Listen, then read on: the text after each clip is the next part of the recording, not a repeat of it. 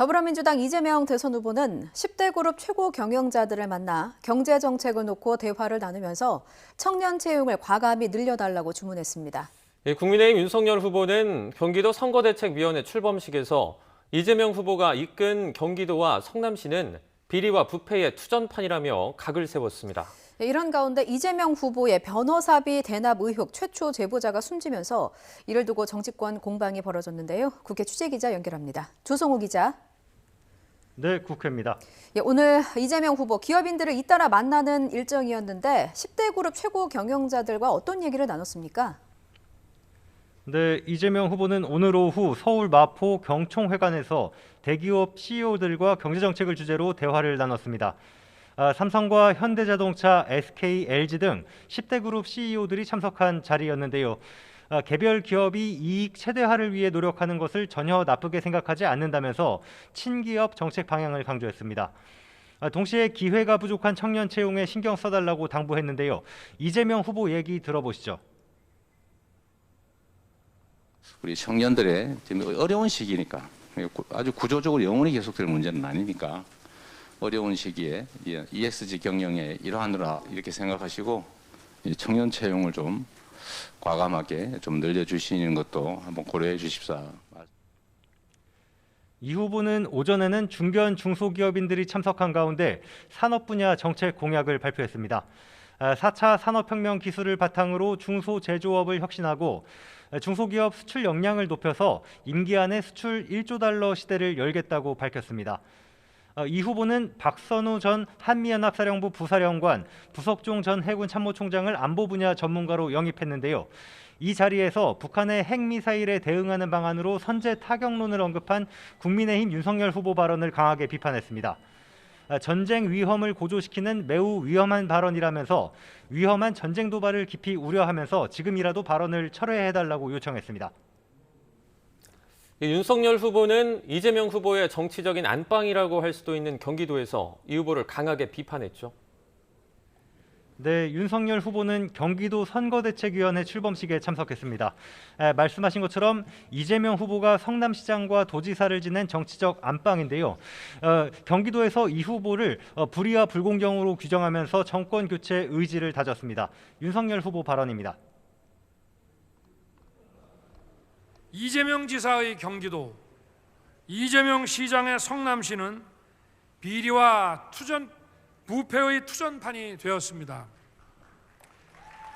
그들이 자행한 부정부패의 실체를 반드시 파헤쳐야 됩니다. 윤 후보는 오전에는 게임 산업 발전 공약으로 2030 청년 표심을 공약했습니다. 게임에서 불투명하게 거래되는 확률형 아이템 정보를 완전히 공개하고 게임 소액 사기 전담 수사기구를 설치하겠다고 약속했습니다. e스포츠 활성화를 위해서 프로야구처럼 지역 연고제를 도입해 저변을 넓히고 장애인들의 게임 접근성도 개선하겠다고 밝혔습니다.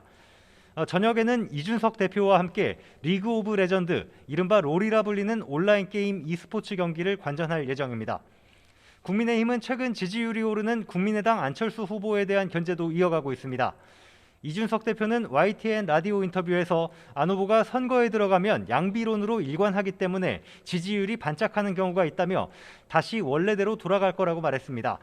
그러면서 안 후보와 단일화는 진지한 고민을 하지 않고 있다고 말했습니다. 안철수 후보는 시대 교체를 이루려면 진영과 이념의 정치에서 벗어나서 과학과 실용의 정치로 나아가야 한다고 강조하면서 역시 단일화와 관련해서는 선을 그었습니다. 안 후보 얘기 들어보시죠. 국민들께서 누가 더 확장성이 있고 정권 교체가 가능한 후보인지 판단해 주실 거라고 믿습니다. 정의당 심상정 후보는 스마트 팩토리를 운영하는 재생에너지 설비업체를 찾아 최근 발표한 자신의 친환경 경제 공약 그린노믹스 구상을 강조했습니다. 네, 이재명 후보의 변호사비 대납 의혹 최초 제보자가 숨진 채 발견됐는데요. 이 사건이 정치권 공방으로 번졌군요. 네, 야권에서는 일제히 제보자 이모 씨의 사망에 의문을 제기하면서 진상 규명을 요구하는 목소리가 나왔습니다. 국민의힘 김기현 원내대표는 SNS를 통해 이재명 후보 관련 사건 관계자가 숨진 게 세 번째라는 걸 지적했는데요. 이 후보가 즉각 사퇴하고 정치적 도의적 책임을 져야 하며 법적 책임 유무를 철저히 규명해야 한다고 말했습니다. 윤석열 후보도 고인의 명복을 빈다면서 철저한 조사가 필요하다고 말했는데요. 직접 들어보시죠. 검찰에서 철저히 조사를 해서 억울한 죽음이 안 되게 좀 해드려야 되지 않겠나 생각하고 있습니다. 정의당 선대위의 장혜영 수석대변인은 우연의 연속이라고 보기엔 참으로 오싹하고 섬뜩하다면서 대장동 게이트와 변호사비 대납 의혹에 대한 엄중한 진실규명을 촉구했습니다. 국민의당도 이 후보가 연루된 사건 관계자들은 죽음으로 떠밀려가는데 이 후보는 가증스러운 미소만 띠고 있다며 목덜미가 서늘해진다고 논평했습니다. 민주당 이재명 후보는 애도를 표하면서도 말을 아꼈습니다. 이재명 후보 얘기 들어보시죠. 어쨌든 망인에 대해서 너무 안타깝게 생각하고 명복을 빕니다. 입장은 우리 선대위에서 낸 게 있으니까 참고해 주시면 좋겠습니다. 앞서 민주당 선대위는 국민의힘을 겨냥해 흑색 선전성 억지 주장을 펼치고 있다고 비판했습니다.